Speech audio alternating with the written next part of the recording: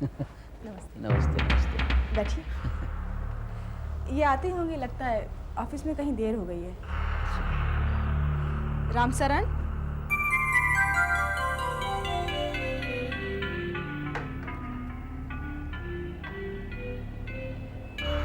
कहिए कैसे याद किया हमें? जी। तो मेरा मतलब है कैसे याद किया हमें? जमीन के बारे में बात करनी थी।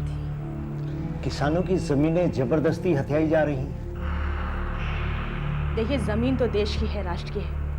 हाँ, पहले जमींदारों की हुआ करती थी, लेकिन देश ने उनसे लेके किसानों में बांट दी। अब देश को अपनी तरक्की के लिए जमीनों की जरूरत पड़ रही है। भाई बात तो सही है, जमीन तो राष्ट्र की होती है, मगर ये फैक्ट्री कौन खोल रहा है? हम खोल रहे हैं, सरकार की मदद से। मतलब सारा मुनाफा भी आप ही का होगा? अजी कहाँ मुनाफा? मुनाफा पहले मजदूरों का होता है, उनमें काम करने वालों का होता है, फिर सरकार को चला जाता है टैक्स के बतौर, तब कहीं जाकर बचा हुआ हम तक पहुंचता है। किसानों को क्या मिलेगा जिनकी जमीनें जाएंगी?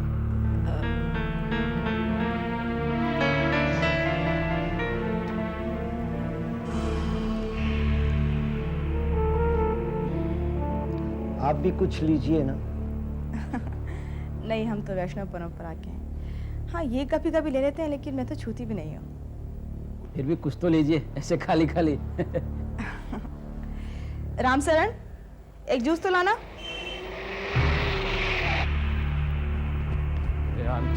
सॉरी, वॉशिंगटन फूल ना लाइन में इतनी देर हो गई। बड़ी दिलचस्प बातें चल रही हैं। लीजिए, ये आ गए हैं। अब जो मुझसे कह रहे थे आप इनसे कह दीजिए।